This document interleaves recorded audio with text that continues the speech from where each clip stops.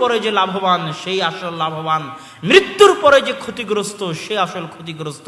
এই জন্য একটা কথা আছে, আল কাইয়িসু মান দানা নাফসাহ ওয়া আমিলা লিমা বা'দাল মাউত। বুদ্ধিমান সেই যে নিজের সমালোচনা করে, পাগল সেই যে অন্যের সমালোচনা করে। বুদ্ধিমান সেই যে নিজের ভুল ত্রুটি খোঁজে, বোকা সেই যে অন্যের ভুল ত্রুটি খোঁজে। বুদ্ধিমান সেই যে মরার পরের জন্য প্রস্তুতি নেয়, আর বোকা সেই যে মরার পরের জন্য প্রস্তুতি নেয় না। ওই যে যুবক 50,000 টাকার চাকরি ছেড়েছে দাড়ির জন্য, ও পাগল নয়, যারা ওকে পাগল বলতেছে তারা পাগল। যে যুবক হারাম রুজির জন্য, নিজের হারাম রুজির জন্য নিজের ঈমান বিক্রি করে দিয়েছে, ওকে যারা বুদ্ধিমান বলতেছে, চালাক বলতেছে, ওরা বুদ্ধিমান চালাক নয়। বুদ্ধিমান চালাক ওরাই যারা দুনিয়া বিসর্জন দিয়েছে কিন্তু ঈমান বিসর্জন দেয়নি। ইন্নামা ইয়াখশাল্লাহু মিন ইবাদিহিল উলামা। আল্লাহকে ভয় করে জ্ঞানীরা, বুদ্ধিমানেরা, চালাকেরা আল্লাহকে ভয় করে। বোকা গর্ধব গাধারা আল্লাহকে ভয় করে না। এরা মনে করে এই দুনিয়াই শেষ, তখন মরার পরে বিপদে পড়ে যায়, মরার পরে গিয়ে দেখে বিপদ। আর বুদ্ধিমানেরা মনে করে না এই দুনিয়া শেষ নয়, অবশ্যই হতে পারে না, পরকালে কিছু আছে, হয়তো আমাকে সজাগ হয়ে চলতে হবে, অতএব হালাল পন্থায় জীবনযাপন করতে হবে। ও হারাম পন্থায় যা যা পেয়েছে আমার হালাল পন্থায় তাই পাওয়া সম্ভব। ও হারাম পন্থায় 10টা মেয়ের সাথে সম্পর্ক করেছে, আমি হালাল পন্থায় 1টা থেকে 4টা মেয়েকে বিবাহ করেছি, বিষয় একই, মজা আনন্দ একই, কোনো পার্থক্য নাই। ও হারাম পন্থায় 10তলা বিল্ডিং বানিয়েছে, আমি হালাল পন্থায় 1তলা বানিয়েছি, কোনো পার্থক্য নাই। ও হারাম পন্থায় পোলাও বিরিয়ানি কোরমা খেয়েছে, আমি হালাল পন্থায় পান্তা ভাত আর আলু ভর্তা খেয়েছি, হয়তো মাসে একদিন গোস্ত খেয়েছি, কোনো পার্থক্য নাই। ওরও জীবন চলে গেছে, আমারও জীবন চলে গেছে, কিন্তু মরার পরে ও বিপদে আর আমি লাভে আছি। সুতরাং বুদ্ধিমান আমি, আর ও বোকা, ও পাগল, ও বুঝতে পারেনি, জীবনের হাকিকত সম্পর্কের জ্ঞান নাই, দুনিয়ার বাস্তবতা সম্পর্কের জ্ঞান নাই, আল্লাহর অস্তিত্ব সম্পর্কের জ্ঞান নাই, জান্নাত জাহান্নাম সম্পর্কের জ্ঞান নাই, পরকাল সম্পর্কের জ্ঞান নাই, কিয়ামত সম্পর্কের জ্ঞান নাই। বিচার হতেই হবে। এত বড় বিশাল পৃথিবী আল্লাহ এমনি সৃষ্টি করেনি। আল্লাহ আমাকে এবং আপনাকে এমনি খেল তামাশা করে সৃষ্টি করেনি। এত বড় বিশাল প্রোগ্রামের যদি নিয়ন্ত্রণ থাকে, এই ছোট্ট একটা প্রোগ্রামের যদি নিয়ন্ত্রণ থাকে, বাংলাদেশের সংসদ ভবনের একটা ছোট্ট অনুষ্ঠানের যদি নিয়ন্ত্রণ থাকে, টাইম টেবিল থাকে, কয়টা থেকে কয়টা পর্যন্ত থাকে, তো এই বিশাল পৃথিবী আল্লাহ চালাবেন, কোনো টাইম টেবিল থাকবে না, কোনো নিয়মকানুন থাকবে না। মানুষকে আল্লাহ এমনি বানাবেন, খাবে দাবে হাঁকবে পেশাব করবে, তারপরে দুনিয়া থেকে চলে যাবে। এত বড় ব্যর্থ সৃষ্টিকর্তা আল্লাহ, এত বড় অচল অযোগ্য সৃষ্টিকর্তা আল্লাহ, অসম্ভব। প্রত্যেকটা জিনিসের আল্লাহ হিসাব নেওয়ার ব্যবস্থা রেখেছেন। ইয়াউমাইদিন তুহাদ্দিসু আখবারাহা বিআন্না রাব্বাকা আওহা লাহা। কিয়ামতের মাঠে জমিন কথা বলবে। সবচেয়ে ভয়ঙ্কর যন্ত্র, ভয়ঙ্কর অস্ত্র, যা যা ঘটেছে সব সেভ করে রেখেছে মেমোরি কার্ডের মতো। কিয়ামতের মাঠে সব টপ টপ করে বলবে। ইয়াউমাইদিন নাখতিমু আলা আফওয়াহিহিম। ওই দিন আমি তাদের মুখমণ্ডল সিলাই করে দিব, তাদের হাত কথা বলবে, যেখানে যেখানে স্পর্শ হয়েছে কথা বলবে। আজকে আমার হাতের ফিঙ্গারপ্রিন্ট নিয়ে যদি আমাকে পরীক্ষা করা যায়, ফরেনসিক রিপোর্ট নিয়ে যদি রিভলভার দিয়ে গুলি আমি করেছিলাম কিনা সেটা পরীক্ষা করা যায়, তো আমার হাত কোথায় কোথায় স্পর্শ করেছিল তাকে এখানে সেভ নাই? হ্যাঁ, কি বলেন আপনি? অবশ্যই সেভ আছে। এটা কিয়ামতের মাঠে কথা বলবে। আল্লাহ ওভাবেই তৈরি করেছেন। সুতরাং আল্লাহ সুবহানাহু ওয়া তাআলার কোনো সৃষ্টি অনর্থক নয়। তাহলে আমাদের পঞ্চম ঈমান হচ্ছে পরকালের প্রতি ঈমান। ষষ্ঠ ঈমান আল কদর বিখাইরিহি ওয়া শাররিহি, তাকদীরের ভালো মন্দ। এটা এমন একটা জটিল বিশ্বাস যেটা মানুষকে আত্মিক শান্তি দিতে পারে, মানুষকে আত্মহত্যা থেকে বাঁচাতে পারে, মানুষকে চিন্তা থেকে বাঁচাতে পারে, মানুষকে টেনশন থেকে বাঁচাতে পারে, মানুষকে রাত্রে আরামের ঘুম দিতে পারে। আপনি রাত্রে আরামে ঘুম পেতে চান, টেনশন মুক্ত থাকতে চান, চিন্তা দুশ্চিন্তা মুক্ত থাকতে চান, কোনোদিন যাতে আপনাকে আত্মহত্যা করা না লাগে সেটা ভাবতে চান, কোনোদিন যাতে আফসোস করা না লাগে সেটা পেতে চান, তাহলে আপনাকে কিসের উপর বিশ্বাস রাখতে হবে? তাকদীরের প্রতি বিশ্বাস রাখতে হবে। তাকদীরের প্রতি বিশ্বাস ছাড়া মানুষ চলতে পারবে না। মানুষ দুর্বল। ইন্নাল ইনসানা খুলিকা হালুআ, দুর্বল করে সৃষ্টি করা হয়েছে। আর তাকদীরের উপর বিশ্বাস এমন জটিল, এমন কঠিন, যেটার প্রতি বিশ্বাস ছাড়া উহুদ পাহাড়ের সমান স্বর্ণও যদি কেউ দান করে, আর ওই দান আল্লাহর দরবারে কবুল হবে না, হবে না, হবে না। আর করোনা ভাইরাসের মধ্যে মানুষের তাকদীরের প্রতি বিশ্বাস দুর্বল হয়ে গেছিল, হয়নি? না জোরে ঠিক বলছেন না? যে না ভুল বললাম? যার করোনা হয়েছে ওর হাতের সাথে হাত লাগালে আমারও করোনা। হ্যাঁ, আল্লাহ বলে কিছুই নাই। আল মুহয়ি ওয়াল মুমীত, জীবন দানকারী আর মৃত্যু দানকারী কে? করোনা দিয়েও বাঁচিয়ে রাখতে পারেন কে? করোনা না দিয়েও মৃত্যু দিতে পারেন কে? আল্লাহ। তাহলে আমি যদি সবকিছুই করোনাকে মনে করে নিই আর তাকদীরের উপর সরিষা সম পরিমাণ বিশ্বাস না রাখি, তাহলে আমার ঈমানটা গেল কোথায়? তাহলে করোনার এখান থেকে আপনাদের শিক্ষা নিতে হবে, ভবিষ্যতে যা কিছু ঘটবে সব কিছুর ক্ষেত্রে বলতে হবে ইযা আসাবাতহুম মুসিবাহ ক্বালু ইন্না লিল্লাহি ওয়া ইন্না ইলাইহি রাজিউন। যখনই তাদের সাথে কোনো ঘটনা ঘটে, যারা মুমিন, যখনই তাদের সাথে কোনো ঘটনা ঘটে, যে কোনো প্রকার দুর্ঘটনা, বিপদ আপদ, সমস্যা, তখনই তারা বলে ইন্না লিল্লাহ ওয়া ইন্না ইলাইহি রাজিউন। আমি আর আমার যা কিছু আছে সবই আল্লাহর। আমি, আমার 10 বিঘা জমি, আমার ছেলে, আমার মেয়ে, আমার স্ত্রী পুত্র, আমার বাড়িঘর, আমার পদ পদবি সব কার? আল্লাহর দেওয়া। তা আল্লাহর দেওয়া জিনিস যদি আল্লাহ নিয়ে চলে যায়, আমার কিছু করার আছে? সন্তান আল্লাহ দিয়েছে, আমার কিছু সাধ্য ছিল সন্তান জন্ম দেওয়ার? আল্লাহর সন্তান আল্লাহ নিয়ে চলে গেছে, আমার কিছু করার আছে? আমার সাধ্য ছিল টাকা ইনকাম করার, আল্লাহ টাকা দিয়েছে, আল্লাহর টাকা আল্লাহ নিয়ে গেছে, আমার কিছু করার আছে? ইন্না লিল্লাহ, আমি নিজে আর আমার যা কিছু আছে সব কিছুর আসল মালিক কে? ওয়া ইন্না ইলাইহি রাজিউন। আর একদিন আমরা আল্লাহর দিকেই ফিরে যাব। তাহলে যখনই আপনি এটা বলতে পারবেন, তখন দুনিয়ার কোনো বিপদ আর বিপদ থাকবে না, দুনিয়ার কোনো সমস্যার সমস্যা থাকবে না। সব বিপদ, সব সমস্যা আপনি মোকাবেলা করতে পারবেন আল্লাহর ভরসায়, আল্লাহর দয়ায়, আল্লাহর প্রতি ঈমান রেখে, আল্লাহর প্রতি আস্থা রেখে, তাকদীরের প্রতি বিশ্বাস রেখে। এখন মানুষ বলে তাকদীরে যদি জাহান্নাম লেখা থাকে তাহলে আমল করে লাভ কি? তাকদীরে যদি জান্নাত লেখা থাকে তা আমল করে লাভ কি? বলে না? তাকদীরে যদি আমার ফকির লেখা থাকে তোমার কাজ করে লাভ কি? বিষয়টা কিন্তু এটা নয়। বিষয় হচ্ছে কি? তাকদীর আল্লাহর জ্ঞান। তাকদীর আল্লাহর কি জিনিসটা বুঝতে হবে। তাকদীর আল্লাহর কি বলেন তো? ইলমুল্লাহ, আল্লাহর জ্ঞান হচ্ছে আল্লাহর তাকদীর। আল্লাহর জ্ঞান হচ্ছে তাকদীর। আল্লাহ জানেন যে আমি এটা করব, এটা হচ্ছে তাকদীর, কিন্তু আমি করব স্বেচ্ছায়। কিন্তু আল্লাহর জ্ঞানের গভীরতা, আল্লাহর জ্ঞানের বিশালতা, আল্লাহর জ্ঞানের প্রশস্ততা এত বেশি যে বান্দা কি করবে এটাও আল্লাহ জানে। আজ থেকে 500 বছর পর কি ঘটবে এটাও আল্লাহ জানে, 1000 বছর পর কি ঘটবে সেটাও আল্লাহ জানে। এটা আল্লাহর জ্ঞানের গভীরতা। কিন্তু আল্লাহর জানার জন্য ওটা ঘটতে বাধ্য নয়, ওটা স্বেচ্ছায় ঘটবে। আমি আপনি স্বেচ্ছাতেই নেকি করব, স্বেচ্ছাতেই গুনাহ করব, কিন্তু আমি যে গুনাহ করব, নেকি করব, এটা কে জানে? আল্লাহ সুবহানাহু ওয়া তাআলা জানে। এটা হচ্ছে তাকদীর। এই তাকদীরের প্রতি আমাদের মজবুত বিশ্বাস থাকতে হবে, আমাদের ছেলে মেয়েদের মজবুত বিশ্বাস থাকতে হবে।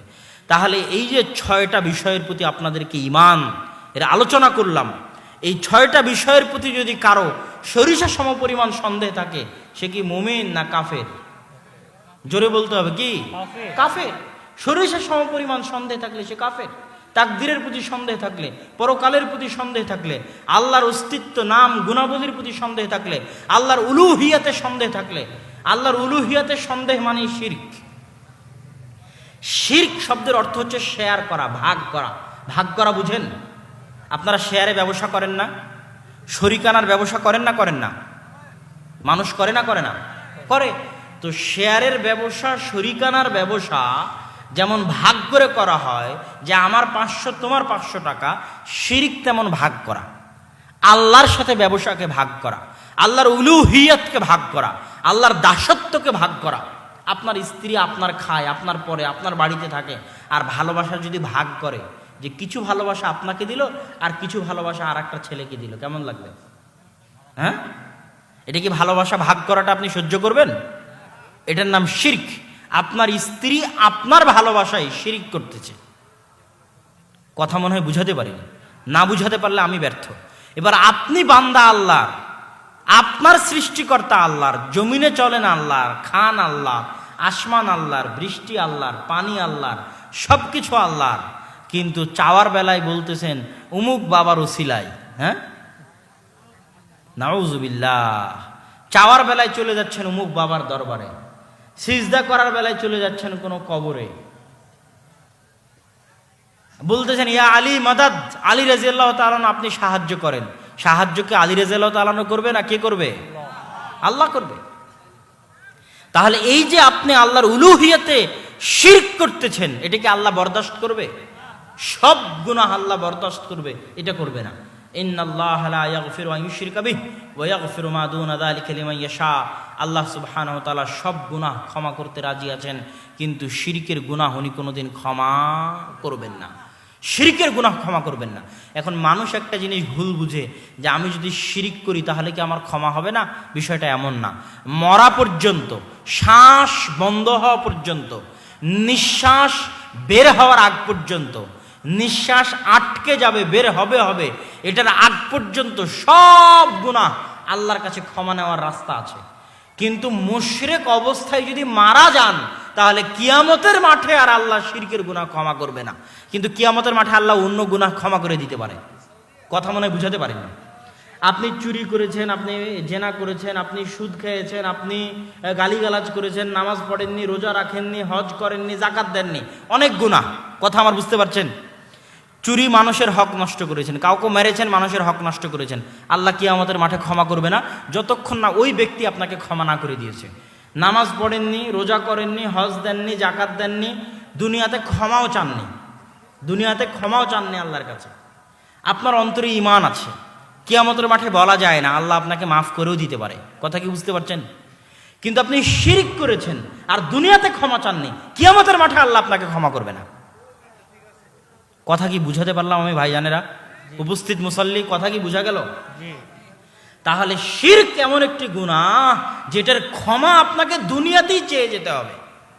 অন্য ছোটখাটো গুনাহের ক্ষমা যদি, তওবা যদি দুনিয়াতে নাও করে যেতে পারেন, কিয়ামতের মাঠে আল্লাহর রাসূলের শাফাআতে, ফেরেশতাদের শাফাআতে, মুমিন বান্দাদের শাফাআতে, আল্লাহর দয়ায়, আল্লাহর রহমতে পার পেয়েও যেতে পারেন।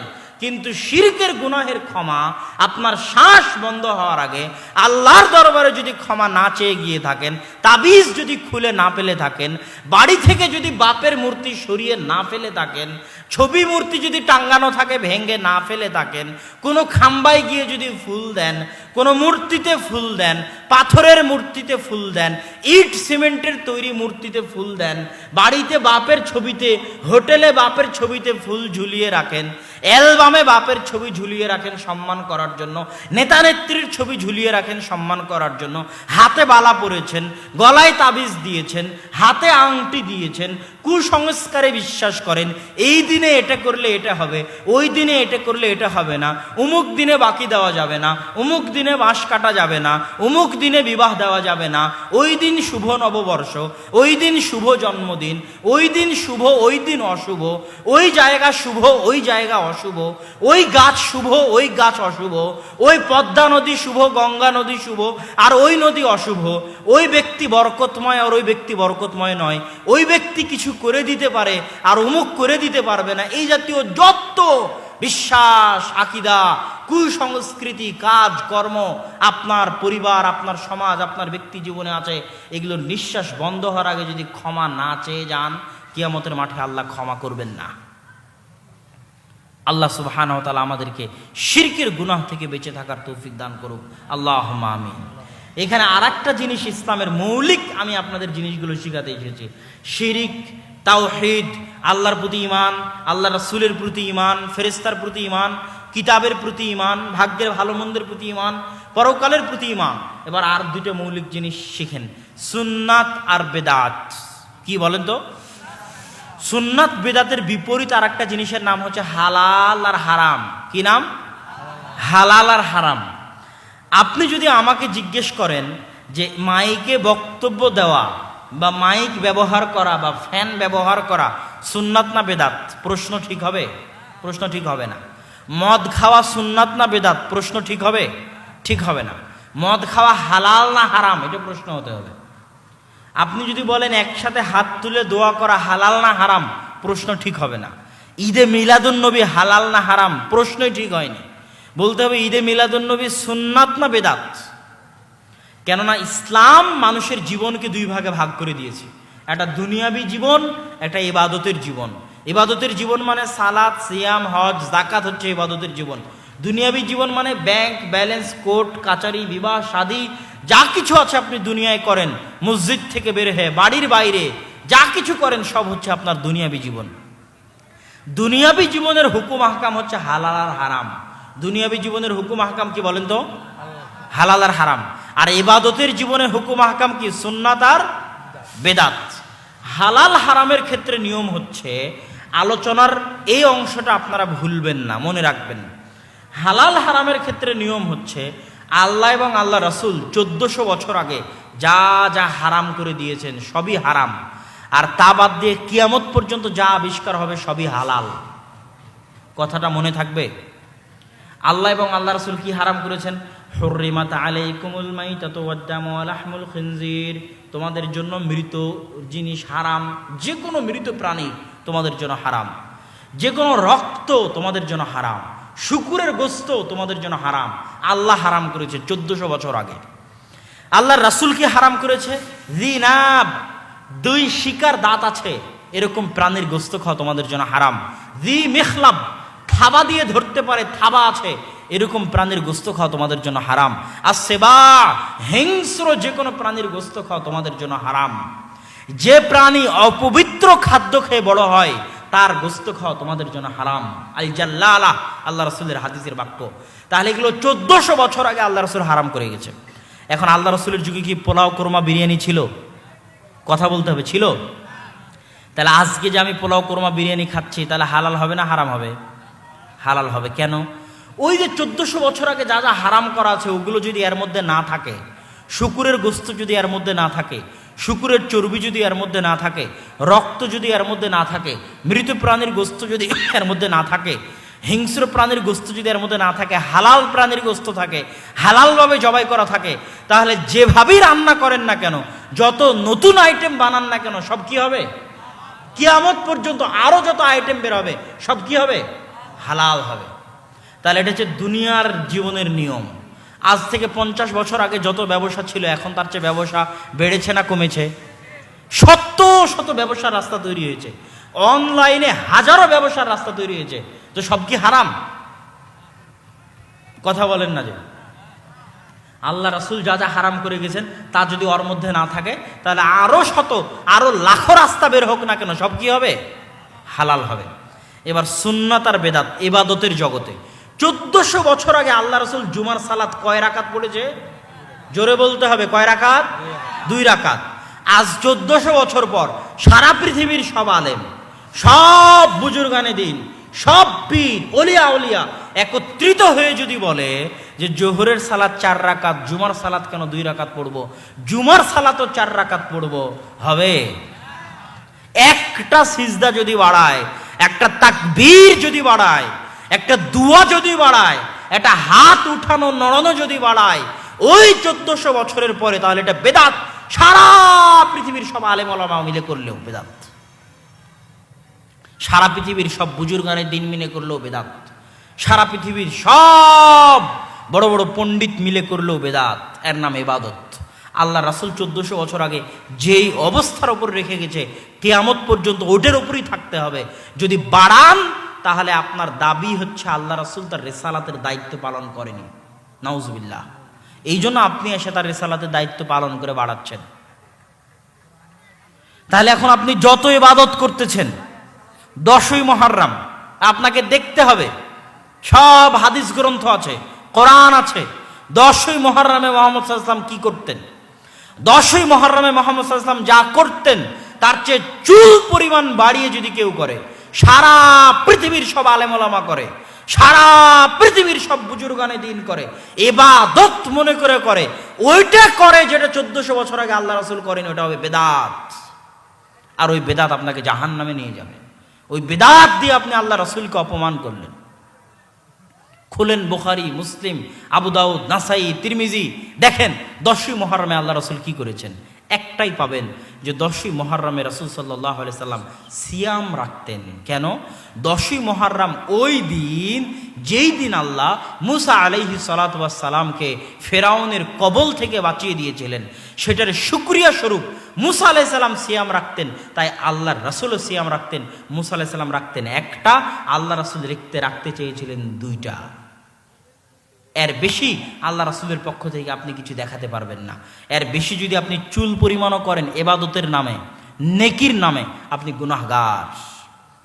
আপনি আল্লাহ রাসূলকে অপমান করছেন।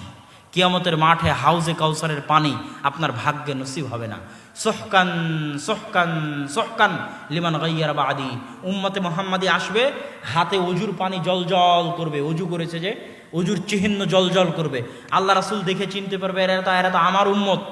ফেরেশতারা পর্দা দিয়ে ঢেকে দিবে। আল্লাহ রাসূল কি ব্যাপার, পর্দা দিয়ে ঢাকলে কেন? এরা তো আমার উম্মত। তখন আল্লাহ রাসূলকে বলা হবে, আপনি জানেন না আপনার মৃত্যুর পরে আপনার দিনের মধ্যে এরা কত পরিবর্তন করেছে, কত উল্টা পাল্টা করেছে, কত কিছু যোগ করেছে আর কত কিছু বাদ দিয়েছে, তা আপনি জানেন না। তখন আল্লাহ রাসূল বলেন, সোহকান সোহকান লিমান গাইয়ারা বাদি। বাপরে বাপ, বলো কি, আমার ওপর মাতাব্বরি? আমি মুহাম্মদ আল্লাহ রাসূল 23 বছর দুনিয়ায় থাকলাম, দুনিয়া থেকে চলে গেলাম, আমার চলে যাওয়ার পরে আমার দিনের ওপর মাতাব্বরি করে একে লাথি দিয়ে এখান থেকে বিদায় করতে হবে। আর হাউজে কাউসারের পানি আমি ওকে পান করাবো না? আমার উপর কি জন্য মাতাব্বরি করবে? আমি তো রাসূল, আমি তো ভালো বুঝি দিন কিভাবে পালন করতে হবে, আমি তো ভালো বুঝি কোনটা ইবাদত হবে আর কোনটা ইবাদত হবে না। আমি বলে গেলাম হাত দিয়ে তাসবিহ গুনতে হবে, আর আমার পড়ার পরে মাতাব্বরি দিয়ে তাসবিহ দানা দিয়ে তাসবিহ গনে। যদি তাসবিহ দানা দিয়ে তাসবিহ গনাই লাগতো তাহলে আমি মুহাম্মদ গনে দিয়ে যেতাম। আমার যুগে কি পাথর ছিল না? আমি কি পাথর দিয়ে গনতে পারতাম না? আমি তো হাত দিয়ে গনতে বলে গেছি, হাত দিয়ে গনে দেখিয়ে দিয়ে গেছি। তাহলে আমার কিসের উম্মত তুমি, যে আমার আমলকে তুমি পালন করো না? তুমি কিসের আমার উম্মত? তোমাকে আমি হাউজে কাউসারে পানি পান করাবো না? প্রত্যেক যে ইবাদত আমি করে গেছি 23 বছরে, এর উপর যে মাতাব্বরি করবে, যত বড় আলেম হোক, যত বড় বুজুর্গানে দিন হোক, যত বড় পণ্ডিত হোক, সে একজন বেয়াদব। ও বেয়াদবি করছে আল্লাহর রাসূলের শানে। কেন? রাসূল সাল্লাল্লাহু আলাইহি ওয়াসাল্লাম বলেন, রাসূল ইবাদত কিভাবে করতে হবে, দিন কিভাবে পালন করতে হবে, এটা শিখানোই তার দায়িত্ব। তিনি যেভাবে শিখিয়ে গেছেন ওটার সামনে স্যালেন্ডার করাই ঈমান, ওটার সামনে স্যালেন্ডার করাই মুসলমানি, ওটার সামনে স্যালেন্ডার করাই মুমিনি। আর ওটার উপর উপেক্ষা করা, ওটাকে বিরোধিতা করা হচ্ছে ঈমান নাশক।